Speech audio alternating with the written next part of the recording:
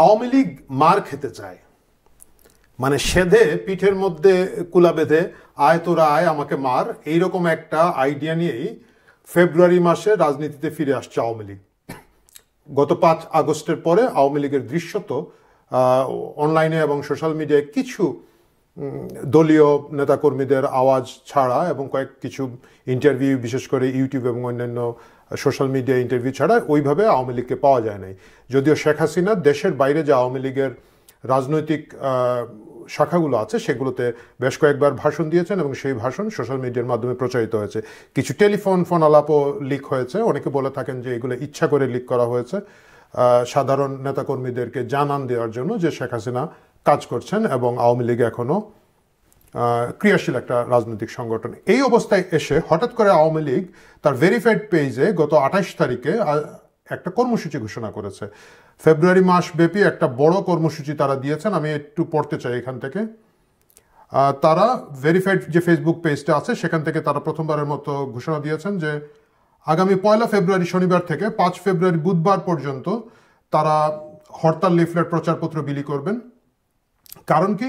কারণ অন্তর্বর্তী সরকারের পদত্যাগ দাবি করছেন তারা, ডক্টর ইউনূস, এবং এই সরকারের পদত্যাগ দাবি করছেন শেখ হাসিনা সহ যাদের উপরে ট্রাইব্যুনাল এবং বাইরে মামলাগুলো আছে সেই মামলা প্রত্যাহার দাবি করছেন। এবং আপনারা জানেন যে সাধারণভাবে গ্রেফতার, হয়রানি, নির্যাতন, মামলাবাজি বন্ধ করার যে কমন ফরম্যাট এবং দাবি থাকে আমাদের যে দলই বিরোধী দলে যায় সেই দাবির উপরে এবং তার সাথে সাথে অন্তর্বর্তী সরকার ডক্টর ইউনূসের সরকারের পদত্যাগ দাবি করে প্রথমবারের মতো অফিসিয়ালি আওয়ামী লীগ কর্মসূচি ঘোষণা করেছে, একটা বড় কর্মসূচি ঘোষণা করেছেন।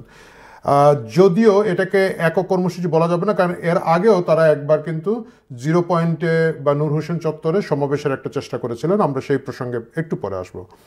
এর আগে আমরা কর্মসূচিটা দেখেনি। কর্মসূচিটা হচ্ছে তারা 1 ফেব্রুয়ারি শনিবার থেকে 5 ফেব্রুয়ারি বুধবার পর্যন্ত তাদের এই দাবির সপক্ষে গণসংযোগ করবেন, লিফলেট এবং প্রচারপত্র বিলি করবেন। 6 ফেব্রুয়ারি সারা দেশে প্রতিবাদ মিছিল এবং সমাবেশ করবেন। 10 ফেব্রুয়ারি তারা বিক্ষোভ সমাবেশ করবেন এবং বিক্ষোভ মিছিল করবেন।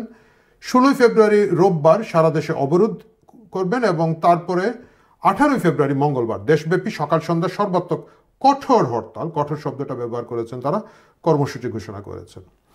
সাধারণত আমাদের সকলের মনেই প্রশ্ন আসবে যে এই যে লম্বা কর্মসূচি আওয়ামী লীগ দিল, এটাকে সফল করার মতো কোনো পরিস্থিতি কি তাদের আছে? এটা দুই ধরনের পরিস্থিতি। একটা হচ্ছে রাজনীতিতে তারা অনুকূল পরিস্থিতিতে আছেন কিনা না, এবং দ্বিতীয় হচ্ছে তাদের সেই সাংগঠনিক সক্ষমতা আছে কিনা না।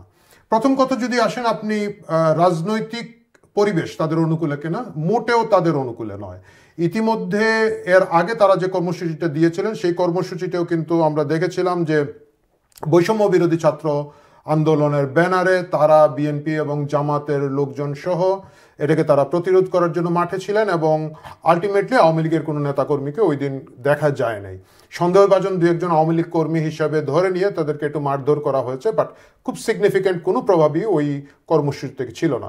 এবারের কর্মসূচিতে কি ভিন্ন কিছু আসবে বলে আশা করা যায়?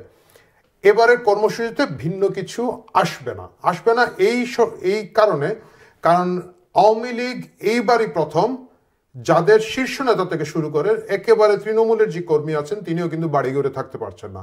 তাদের একটা শীর্ষস্থানীয় নেতৃবৃন্দের অধিকাংশই দেশ ছেড়ে পালিয়ে গিয়েছেন। কয়েকজন গ্রেফতার আছেন, কয়েকজনের খোঁজ খবর পাওয়া যাচ্ছে না। আশঙ্কা হয় বা ধারণা করা হয় তারা হয়তো বিশেষ সেলে গোপনে বন্দী আছেন। এর বাইরে সাধারণ নেতাকর্মী যারা আছেন, ছাত্রলীগ, যুবলীগের নেতাকর্মী আছেন বা যারা একটু এইসব কর্মসূচিতে তরুণ অংশ যারা আছেন, তারা বাড়ি ঘরে থাকতে পারছেন না। তাদের নামে অনেকগুলো মামলা আছে। মামলা ছাড়াও এলাকায় তাদের জন্য থাকা বিএনপি, জামাত, বৈষম্য বিরোধী ছাত্র আন্দোলন বা অন্যান্য বিরোধী পক্ষের সরব উপস্থিতির কারণে একটা বিরাট ঝুঁকির সম্মুখে তারা আছেন। তারা বিভিন্ন জায়গায় মারধরের শিকার হয়েছেন, কয়েকজন বিভিন্ন জায়গায় নিহত হয়েছেন 5 আগস্টের পরে। এবং একেবারে প্রথমে 5 আগস্টের পরে ইনিশিয়াল ব্লতে আওয়ামী লীগের একটা বড় সংখ্যক নেতাকর্মী মারা গিয়েছেন। তারপরেও এখন পর্যন্ত বিভিন্ন জায়গায় তাদেরকে পেলেই হামলা মামলা হওয়ার একটা সম্ভাবনা আছে। এই পরিস্থিতিতে আওয়ামী লীগ কি এত বড় কর্মসূচি পালন করে বোকামি করছে? এখানেই হচ্ছে টুইস্ট। তারা এই বোকামিটা করছে না। তারা এখানে সরকারকে একটা ফাঁদে ফেলার রাজনীতি করেছেন। কিভাবে ফাঁদে ফেলার রাজনীতি করেছেন আমরা অনেকেই জানি, প্রিয় দর্শক, যে জাতিসংঘের একটি শক্তিশালী প্রতিনিধি দল সহ বেশ কিছু আন্তর্জাতিক পর্যবেক্ষক বা আন্তর্জাতিক বিভিন্ন সংস্থার লোকজন ফেব্রুয়ারি মাসের বিভিন্ন পর্যায়ে বাংলাদেশ সফর করবেন এবং তারা বাংলাদেশের গণতন্ত্র, বাংলাদেশের নির্বাচনী ব্যবস্থা এবং অন্যান্য ইস্যু নিয়ে সরকারের সাথে কাজ করবেন এবং বিভিন্ন রাজনৈতিক দলের সাথে মত বিনিময় করবেন বলে আশা করা হচ্ছে।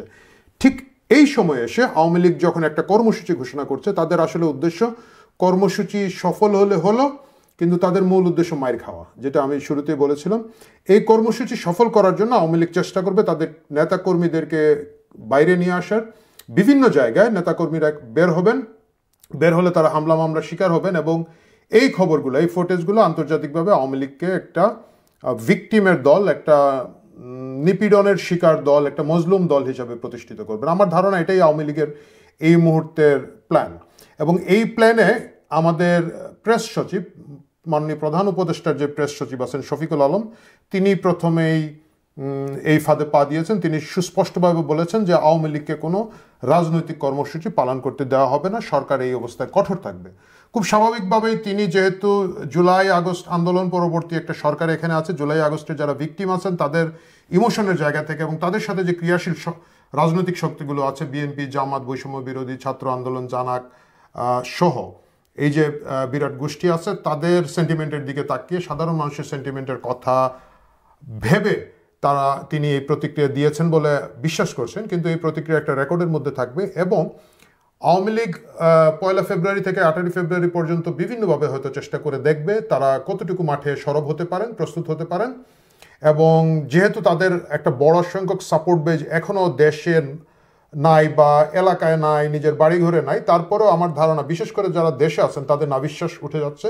তারা চেষ্টা করবেন যে হামলা মামলার কাউন্টারে কিছু রাজনৈতিক অবস্থান জানান দিয়ে যাতে তারা নিজেরা একটু সাধারণ জীবনে ফিরে যাওয়ার চেষ্টা করেন এবং সেই সময়ে সরাসরি সরকার হস্তক্ষেপ করবে এবং সরকারের যে রাজনৈতিক শক্তি আছে, বৈষম্য বিরোধী ছাত্র আন্দোলন বা জানাক, জাতীয় নাগরিক কমিটি, তাদের কি বলা যায় ছত্রচ্ছায়ায় এখানের মধ্যে বিএনপি এবং জামাতের কর্মীরা অবশ্যই মাঠে নামবে এবং তারা চেষ্টা করবে যতদূর সম্ভব একটা কঠোর পদক্ষেপ নিতে। এবং এই কঠোর পদক্ষেপের ফুটেজগুলো, এই কঠোর পদক্ষেপের ছবিগুলো, এই কঠোর পদক্ষেপের মাধ্যমে যারা গ্রেফতার হবেন, যারা নির্যাতিত হবেন, যারা আহত হবেন, সব কিছু মিলিয়ে আওয়ামী লীগ আন্তর্জাতিক মহলে দেখানোর একটা চেষ্টা করবে যে তাদের উপরে একটা নিপীড়ন চলছে এবং এইটাই হচ্ছে মূল উদ্দেশ্য। এবং আওয়ামী লীগ এইখানে বিজয়ী হবে বলে আমার ধারণা। যদিও পরিষ্কারভাবে হরতাল বা অন্যান্য কর্মসূচি তো খুবই ঝুঁকিপূর্ণ, আমি জানি না তারা কতটুকু করতে পারবেন বা আদৌ করতে পারবেন কিনা। না, লিফলেট বিতরণ করার জন্য একটা ছোট দল নিয়ে এই মুহূর্তে আওয়ামী লীগের ব্যানারে বের হওয়া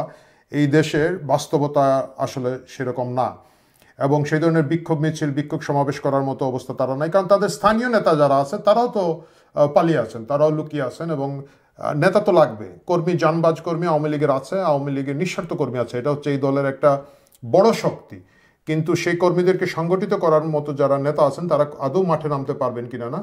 যদিও আমার কাছে যে খবর আছে যে বিভিন্ন এলাকায় আওয়ামী লীগের যে নেতারা আছেন তারা নিজেরা লুকিয়ে এবং সরে থাকলেও তারা চেষ্টা করবেন ফেব্রুয়ারি মাসে একটু সংগঠিত করতে তাদের নেতা কর্মীদেরকে এবং তাদেরকে নৈতিক সমর্থন দিতে বা অন্যান্য রিসোর্সের যোগান দেওয়ার জন্য তারা হয়তো একটা চেষ্টা করবেন। এই সব চেষ্টার শেষ চেষ্টা আওয়ামী লীগ যেটা করতে চাচ্ছে সেটা হচ্ছে নিজেদেরকে ভিকটিম হিসেবে দেখানো, তাদের উপরে যে নির্যাতন হচ্ছে এটাতে আন্তর্জাতিক সম্প্রদায়ের একটা দৃষ্টি আকর্ষণ করে এবং রেকর্ড রাখা। এবং এইখানে সরকার, বিশেষ করে আমাদের শফিকুল আলম যেভাবে তেড়ে গিয়ে বললেন, আমার কাছে মনে হচ্ছে যে আওয়ামী লীগ যে উদ্দেশ্যে এই কর্মসূচি ঘোষণা করেছে সেটা ইতিমধ্যেই সফলতার মুখ দেখতে পেরেছে। বাকিটা দেখা যাবে ফেব্রুয়ারি মাসে তারা কতটুকু আসতে পারেন এবং কিভাবে সরকার এবং সরকার সমর্থিত যে রাজনৈতিক দলগুলো আছে, গোষ্ঠীগুলো আছে, তারা কিভাবে আওয়ামী লীগকে প্রতিরোধ করে। প্রিয় দর্শক, সে সময়ের ঘটনাগুলো আমরা সেই সময় বিশ্লেষণ করব। আপাতত এতটুকুই, ভালো থাকুন।